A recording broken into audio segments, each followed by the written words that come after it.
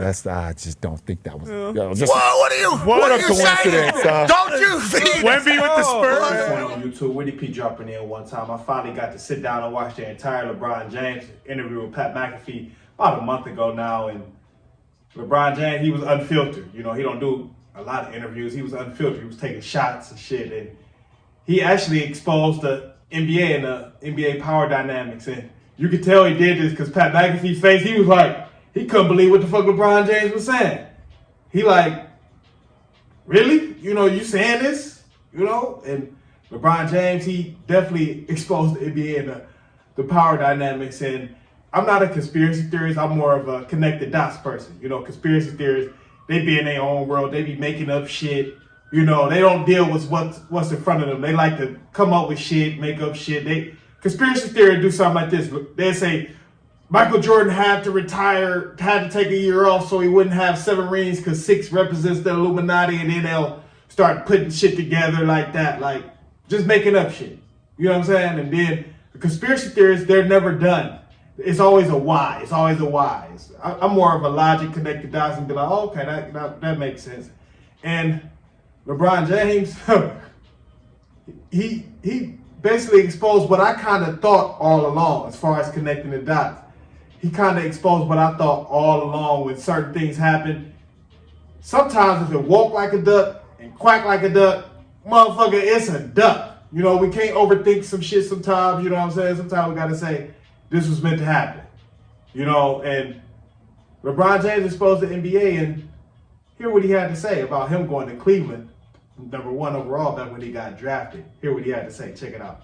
During the ball drop, you know, during the lottery drop, Cleveland got the number 1 pick. I just don't think that was. What are you coincidence. Don't you think? Wemby with the Spurs. Oh my God! Let's keep LeBron home. You know what? Patrick Ewing to the Knicks. You know, Derrick Rose to the Bulls. Like, I understand the assignment, guys. Listen, during the ball drop, you know, during the lottery drop, Cleveland got the number 1 pick. I just don't think that was. What are you coincidence. Don't you think? Wemby with the Spurs. Oh my God! Let's keep LeBron home. You know what? Patrick Ewing to the Knicks. You know, Derrick Rose to the Bulls. Like, I understand the assignment, guys. Chicago, Patrick Ewing to the Knicks. During the ball where they are drop, all from the hometown. You know, during the lottery drop, Cleveland got the number 1 pick. I just don't think that was. What are coincidence. Don't you think? Wemby with the Spurs. Oh my God! Let's keep LeBron home. You know what? Patrick Ewing to the Knicks. You know, Derrick Rose to the Bulls. Like, I understand the assignment, guys. Listen, during the ball drop, you know, during the lottery drop. And I'm gonna be honest. I kind of always thought this was the case sometimes because sports entertainment is about the economics as well. And every now and then they gonna throw one of those small markets a bone because they want balance. You gotta have some balance. And the Cavs were good in the 90s, and you have to late 80s and 90s, and you have to, you know, the NBA reshapes itself. You know, it reshapes itself. You know, so the Cavs had to be good again. It was time for the Cavs to be good again. You know, and that's why I've always felt like it was meant for them to get LeBron James. They were gonna make that happen regardless because they wanted to put Cleveland back on the map, which he did. He put Cleveland Cavaliers back on the map. He did. Because back in the late 80s and 90s, they had Mark Price, Brad Daugherty, you know, Ron Harper. You know, they had a squad, Craig Elo.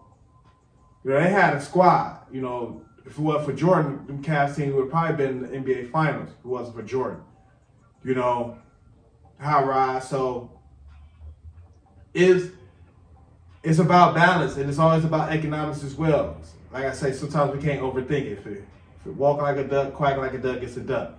And I always felt like the NBA was doing the Cavs a favor. They had to do that. He's from Akron, Ohio, 25 minutes outside of Cleveland. You know, it was the perfect match. Same with Chicago and Derrick Rose. Chicago was struggling. They was good in the 90s. You know what I'm saying? And Michael Jordan had to win a championship.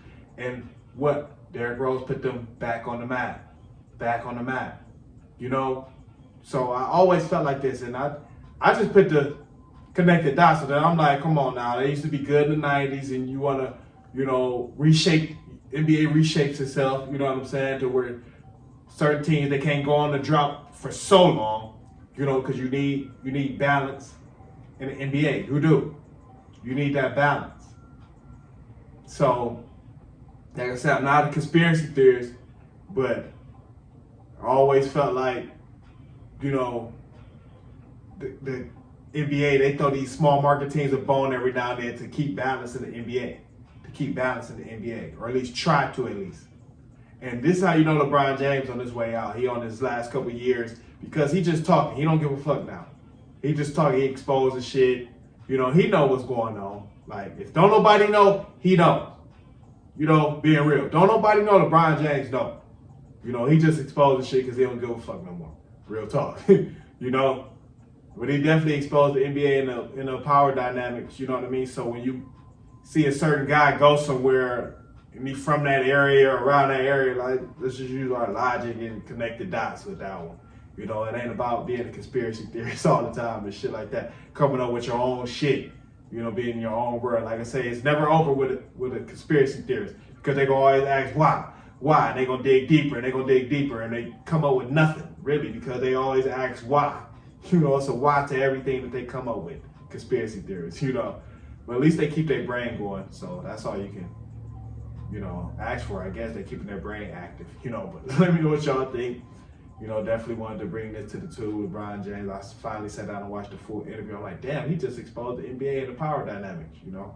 But comment, subscribe, let's make it help share the video. If you're entertained, hit that cash up, baby. You know, that's what I do. Keep the fire content coming, keep it rolling. You can check me anyway. We are.